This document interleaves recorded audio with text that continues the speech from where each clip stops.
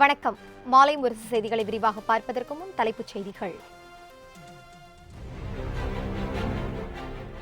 தமிழ்நாட்டு மக்கள் மீது நாக்பூரில் உள்ள RSS அமைப்பு அதிகாரம் செலுத்த முடியாது என ராகுல் காந்தி பேச்சு. ஏழைகளுக்கு சேர வேண்டிய பணத்தை அம்பானிக்கும் நீரவ் மோடிக்கும் பிரதமர் வழங்கிவிட்டதாக குற்றச்சாட்டு. நடைபெற்று வரும் தேர்தல் நேர்மையான காவலருக்கும் ஊழல்வாதிக்கும் இடையிலான போட்டி என பிரதமர் மோடி பரப்புரை. மக்களின் வாக்கு இந்தியாவின் நாய்களுக்கா,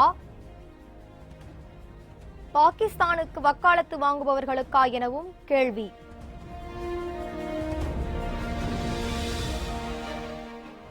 தூத்துக்குடி ஸ்டெர்லைட் ஆலையை திறக்க அனுமதிக்க கோரிய வேதாந்தா நிறுவனத்தின் மனு தள்ளுபடி. சென்னை உயர்நீதிமன்ற உத்தரவில் தலையிட முடியாது என உச்சநீதிமன்றம் அறிவிப்பு. சிலை கடத்தல் தடுப்பு பிரிவு சிறப்பு அதிகாரியாக பொன் மாணிக்கவேல் நியமிக்கப்பட்டது சரி என தீர்ப்பு. தமிழக அரசின் மேல்முறையீட்டு மனுவை தள்ளுபடி செய்தது உச்சநீதிமன்றம்.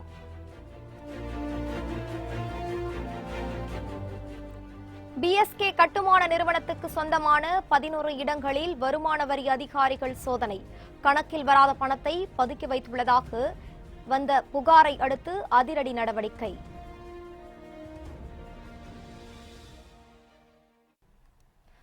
தமிழ்நாட்டு மக்களை நாக்பூரில் உள்ள RSS அமைப்பு அதிகாரம் செலுத்த முடியாது என ராகுல் காந்தி தெரிவித்துள்ளார்.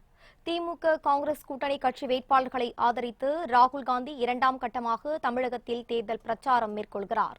சேலம், தேனி, திருப்பரங்குன்றம் ஆகிய பகுதிகளில் அவர் பரப்புரையில் ஈடுபடுகிறார். இந்த நிலையில் பெங்களூருவில் இருந்து தனி ஹெலிகாப்டர்கள் மூலம் ராகுல் காந்தி கிருஷ்ணகிரி வந்தடைந்தார். இதனையடுத்து பிரச்சார மேடைக்கு சென்ற ராகுல் காந்திக்கு கட்சி நிர்வாகிகள் பொன்னாடை போர்த்தி உற்சாக வரவேற்பு அளித்தனர். இதனைத் தொடர்ந்து கிருஷ்ணகிரி மக்களவை தொகுதி திமுக வேட்பாளர்கள் செந்தில்குமாரை ஆதரித்து ராகுல் பிரச்சாரம் செய்தார். அப்போது பேசிய அவர் வெறுப்பு அரசியலை திணிப்பதன் மூலம் தமிழகத்தில் பாஜக அதிகாரம் செலுத்த முடியாது என தெரிவித்தார். ஏழைகளுக்கு சேர வேண்டிய பணத்தை அம்பானிக்கும் நீரவ் மோடிக்கும் பிரதமர் மோடி வழங்கிவிட்டதாக குற்றம் சாட்டிய ராகுல் ஏழைகளுக்கு எதிராக சர்ஜிக்கல் ஸ்ட்ரைக் நடத்த விரும்புவதாகவும் கூறினார். No one can define the history of Tamil Nadu. No one can define the expression of the Tamil people except the Tamil people. You cannot make the people of Tamil Nadu do anything. With hatred, you cannot make the people of Tamil Nadu do anything. But with love and respect, you can make the Tamil people do anything.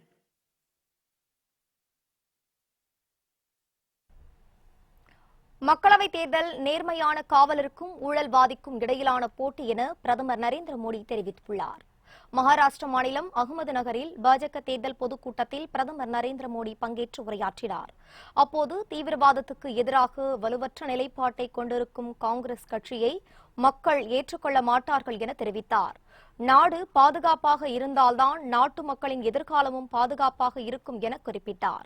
இந்தியாவில் கடந்த 5 ஆண்டுகளாக விரைவாக முடிவெடுக்கும் வலிமையான அரசு அமைந்துள்ளதாகவும் அதற்கு முன் 10 ஆண்டுகளில் தொலைவில் இருந்து கட்டுப்படுத்தும் அரசு அமைந்திருந்ததாகவும் பிரதமர் விமர்சித்தார். நேர்மையான காவலரை தேர்ந்தெடுப்பதா, ஊழல்வாதியை தேர்ந்தெடுப்பதா என்பதை புதிய வாக்காளர்கள் சிந்தித்து பார்த்து வாக்களிக்க வேண்டும் என கேட்டுக் கொண்டார். இந்தியாவின் நாயகர்களுக்கு உங்கள் வாக்கா, பாகிஸ்தானுக்கு வக்காலத்து வாங்குபவர்களுக்கு உங்கள் வாக்கா எனவும் பிரதமர் நரேந்திர மோடி கேள்வி எழுப்பினார்.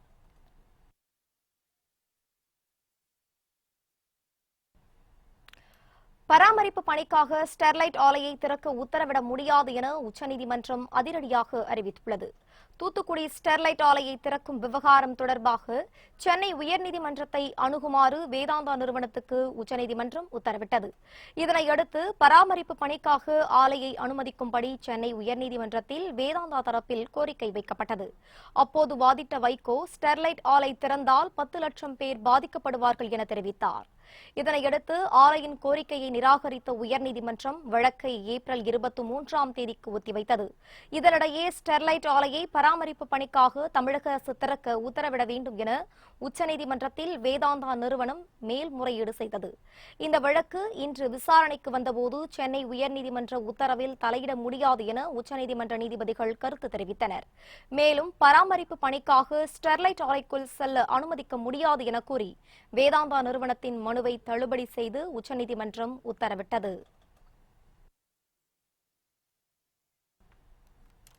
சிலை கடத்தல் தடுப்பு சிறப்பு அதிகாரியாக பொன் மாணிக்கவேல் நியமனம் செய்தது சரியே என உச்சநீதிமன்றம் பரபரப்பு தீர்ப்பை அளித்துள்ளது.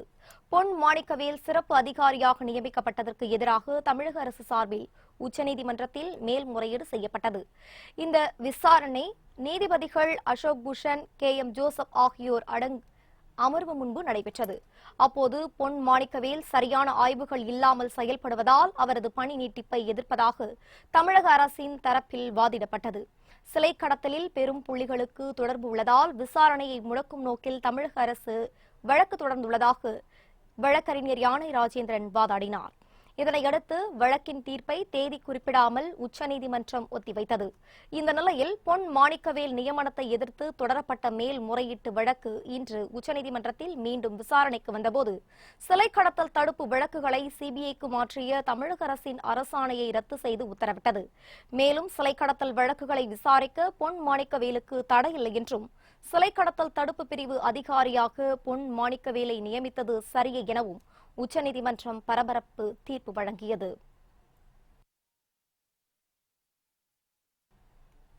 பராமரிப்பு பணிக்காக ஸ்டெர்லைட் ஆலையை திறக்க உத்தரவிட முடியாது என உச்சநீதிமன்றம் அதிரடியாக அறிவித்தது. இதுகுறித்து அதிமுக செய்தி தொடர்பாளர் வைகை செல்வனின் கருத்துக்களை தற்போது கேட்கலாம். அனைத்து இந்திய அண்ணா திராவிட முன்னேற்ற கழகத்தினுடைய அரசு, அம்மாவுடைய அரசு எந்த முடிவை எடுத்தாலும் அதிலிருந்து ஒருபோதும் பின்வாங்காது என்பதற்கு ஸ்டெர்லைட் ஆலைதான் சாட்சியாக நிற்கிறது. ஏனென்றால் ஸ்டெர்லைட் ஆலையை வைத்துக் கொண்டு அவற்றில் கலவரமும் பிரச்சனையும் திட்டமிட்ட சில பேர் ஏற்படுத்தி பல்வேறு இடர்பாடுகளை ஏற்படுத்தினார்கள். ஸ்டெர்லைட்டோடு கைகோர்த்து கரம் கோர்த்து அவர்களுக்கு நிலங்களை வழங்கிய திராவிட முன்னேற்ற கழகம் தற்போது அரசியல் ஆதாயத்திற்காக, வாக்கு அரசியலுக்காக, தேர்தல் அரசியலுக்காக பிரச்சனைகளை பெரிதாக்கி பூதகரமாக ஆக்கி இதன் மூலமாக அரசியல் ஆதாயம் அடையலாம் என்று நினைத்து பார்த்தார். ஆனால் அது நடக்கவில்லை. தற்போது இந்த ஸ்டெர்லைட் ஆலையை மூடியதுதான், ஒருபோதும் திறக்கப் போவதில்லை என்று அண்ணா திராவிட முன்னேற்ற கழகம் தெளிவுபடுத்தியது. அதையே உச்சநீதிமன்றம் வழிமுடிந்திருக்கிறது. அதை நாங்கள் வரவேற்கிறோம். ஸ்டெர்லைட் ஆலை ஒருபோதும் திறக்க வாய்ப்பே இல்லை என்பதுதான் எங்களுடைய அழுத்தமான ஆழமான கருத்து. அந்த கருத்தை நாங்கள் மீண்டும் உச்சநீதிமன்றம் தெளிவுபடுத்தியிருப்பதை வரவேற்கிறோம். BSK கட்டுமான நிறுவனத்திற்கு சொந்தமான 11 இடங்களில் வருமான வரித்துறை அதிகாரிகள் சோதனை மேற்கொண்டு வருகின்றனர். நாமக்கல் தலைமையிடமாக கொண்டு BSK கட்டுமான நிறுவனம் கடந்த 40 ஆண்டுகளாக செயல்பட்டு வருகிறது. இந்த நிறுவனத்தின் கிளைகள் சென்னை, நெல்லை பகுதிகளிலும் இயங்கி வருகின்றன. இந்த நிலையில் BSK நிறுவனம் கணக்கில் வராத பணத்தை பதுக்கி வைத்திருப்பதாக வருமான வரித்துறைக்கு தொடர்ந்து புகார்கள் வந்தன. இதனையடுத்து சென்னை, நாமக்கல், நெல்லையில் உள்ள BSK கட்டுமான நிறுவனத்திற்கு சொந்தமான 11 இடங்களில் வருமான வரித்துறையினர் ஒரே நேரத்தில் திடீர் சோதனை மேற்கொண்டனர். இதேபோல் பைனான்சியர்கள் ஆகாஷ் பாஸ்கரன், சுஜய் ரெட்டி வீடுகளிலும் சோதனை நடைபெற்று வருகிறது.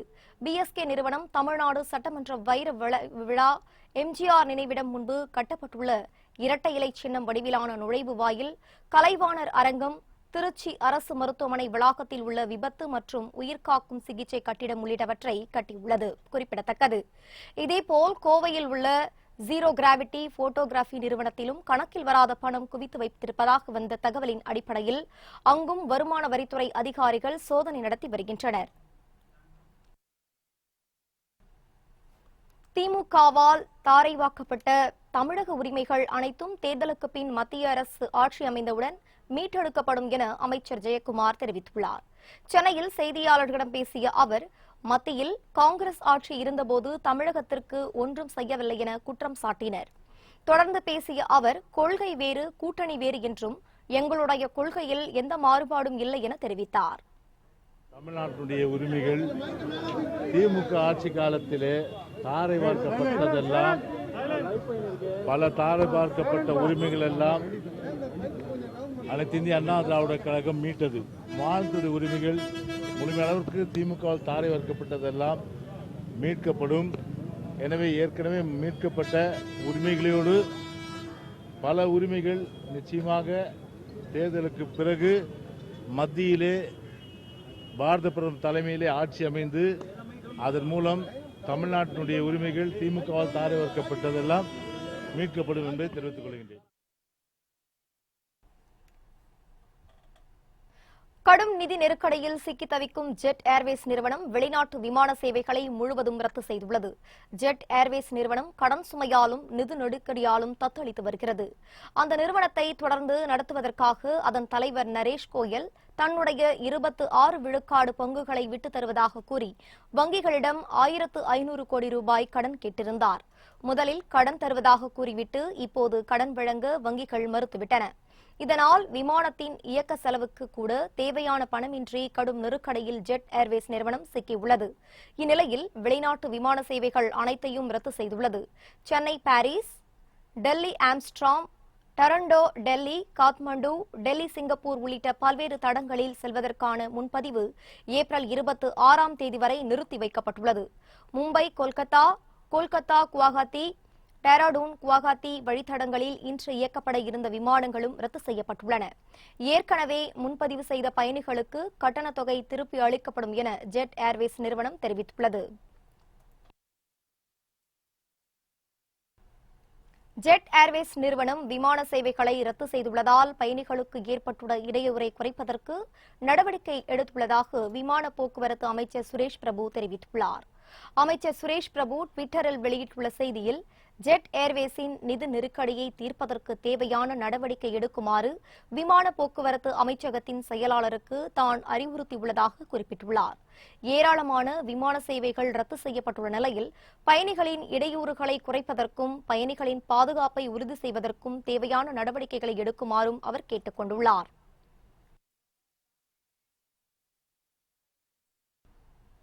மக்களவைத் தேர்தலில் இதுவரை இல்லாத வகையில் அதிக எண்ணிக்கையிலான தொகுதிகளில் போட்டியிட பாஜக திட்டமிட்டுள்ளது.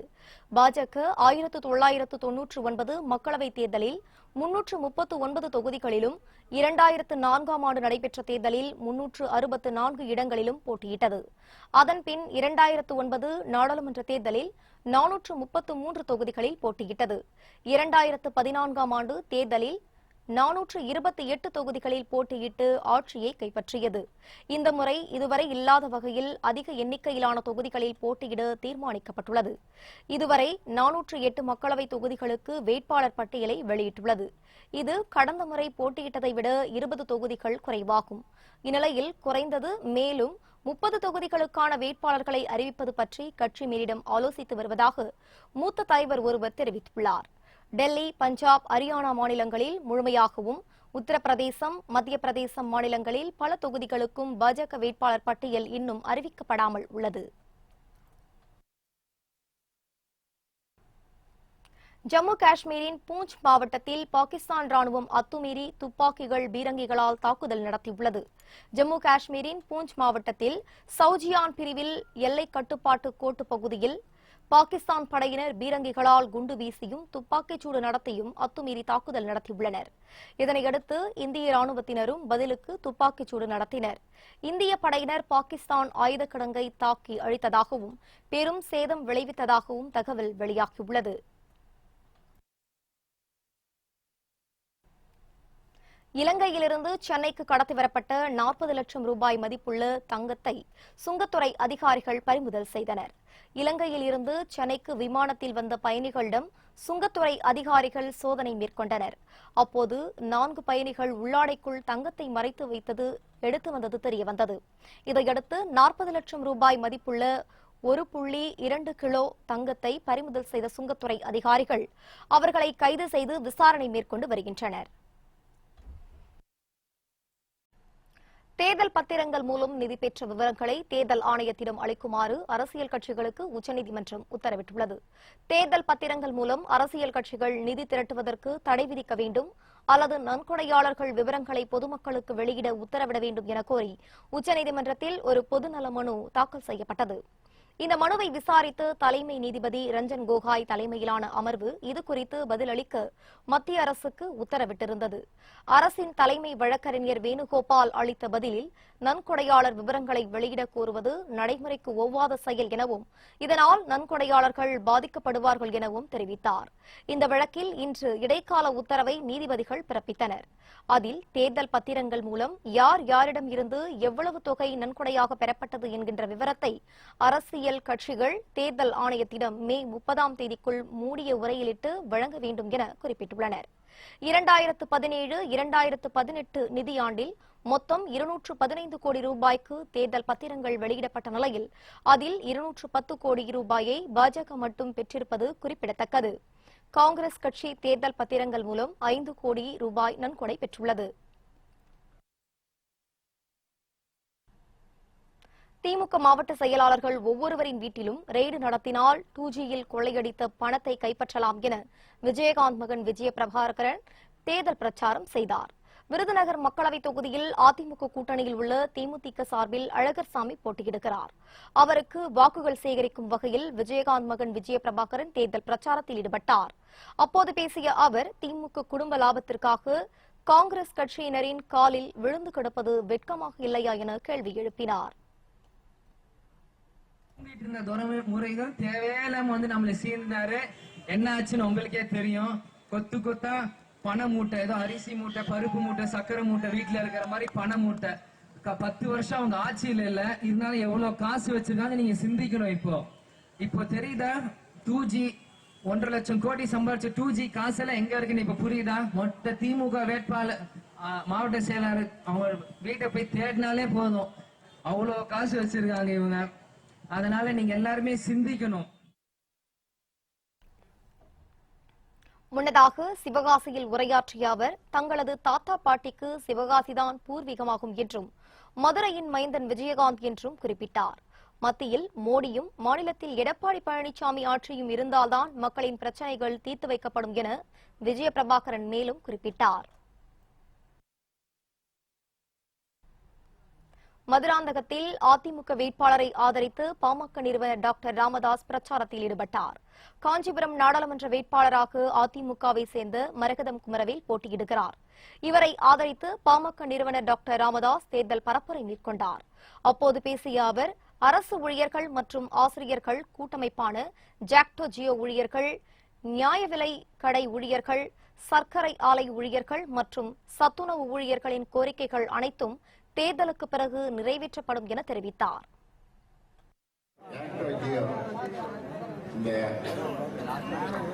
அரசு ஊழியர்கள், ஆசிரியர் பெருமக்கள் சில வருத்தங்கள் இருக்கிறது, சில கோரிக்கைகள்.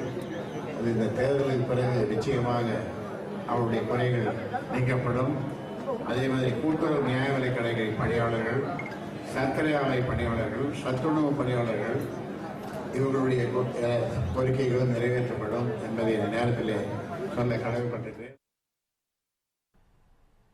தமிழகத்தில் நடைபெற இருக்கின்ற நாடாளுமன்ற தேர்தல் இந்திய திருநாட்டின் தலையெழுத்தை மாற்றப்போகும் தேர்தலாகும் என்று ஜி.கே. வாசன் தெரிவித்தார். வேலூர் நாடாளுமன்ற தொகுதியில் புதிய நீதி கட்சி தலைவரும் கல்வியாளருமான ஏ.சி. சண்முகம் இரட்டை இலை சின்னத்தில் போட்டியிடுகிறார். ஆம்பூர் சட்டமன்ற இடைத்தேர்தலில் ஜோதிராமலிங்கராஜா போட்டியிடுகிறார். இவர்களுக்கு வாக்குகள் சேகரிக்கும் வகையில் தமாக தலைவர் ஜி.கே. வாசன் கலந்து கொண்டு ஆம்பூர் பைபாஸ் சாலையில் உரையாற்றினார். அப்போது பேசிய அவர், வளமான, வளர்ச்சியான, பலமான இந்தியா உருவாக நரேந்திர மோடி தலைமையை ஆதரிக்க வேண்டும் என்று கேட்டுக் கொண்டார். நாடாளுமன்ற தேர்தல் என்பது இந்திய திருநாட்டினுடைய தலையெழுத்தை மாற்றக்கூடிய தேர்தல். இந்த தேர்தல் இன்றைக்கு நம்முடைய இந்தியா வளமான இந்தியாவாக, பலமான இந்தியாவாக, வளர்ச்சியான இந்தியாவாக செயல்பட்டுக் கொண்டிருக்கிறது. அத்தகைய இந்தியாவை பாதுகாப்பான இந்தியாவாக வைத்திருப்பேன் என்ற உறுதியை நரேந்திர மோடி தலைமையிலான அரசு நமக்கு கொடுக்கின்றது. திருப்பெரும்புத்தூர் மக்களவைத் தொகுதி பாமக வேட்பாளர் வைத்தியலிங்கத்தை ஆதரித்து அமைச்சர் பெஞ்சமின் பிரச்சாரம் மேற்கொண்டு வருகிறார். திருப்பெரும்புத்தூர் மக்களவைத் தொகுதியில் அதிமுக கூட்டணியில் பாமக வேட்பாளர் வைத்தியலிங்கம் போட்டியிடுகிறார். அவரை ஆதரித்து தமிழக அமைச்சர் பெஞ்சமின் மதுரவாயல் சட்டமன்ற தொகுதிக்கு உட்பட்ட பகுதிகளில் பிரச்சாரம் செய்து வாக்கு சேகரித்தார். அப்போது வழியெங்கும் வேட்பாளருக்கு ஆரத்தி எடுத்தும் மாலை அணிவித்தும் பொதுமக்கள் உற்சாக வரவேற்பு அளித்தனர். அப்போது அதிமுக, பாமக, பாஜக கூட்டணி கட்சி நிர்வாகிகளும் உடன் சென்றனர்.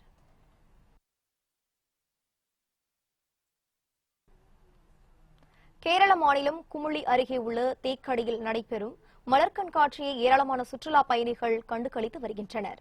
தேனி மாவட்டம் அருகே கேரள மாநிலம் இடுக்கி மாவட்டத்தில் உள்ள தேக்கடி புகழ்பெற்ற சுற்றுலா தலமாகும். மேற்கு தொடர்ச்சி மலையில் உள்ள பசுமை மாறா காடுகள், முல்லை பெரியாறு அணையின் நீர்ப்பரப்பு ஆகியவை காண கண்கொள்ளா காட்சியாகும். இந்நிலையில் தேக்கடியில் கேரளா சுற்றுலா பயணிகள் சார்பில் மலர் கண்காட்சியும் தொடங்கி நடைபெற்று வருகிறது. தமிழகத்திலும் கேரளத்திலும் பள்ளிகளுக்கு விடுமுறை விடப்பட்டுள்ளதால் ஏராளமானோர் குடும்பத்துடன் தேக்கடிக்கு வந்து மலர் கண்காட்சியை கண்டுகளித்து வருகின்றனர். பல வண்ணங்களிலும் பூத்து குலுங்கும் மலர்களை பார்வையாளர்கள் பெரிதும் கவர்ந்து வருகின்றனர்.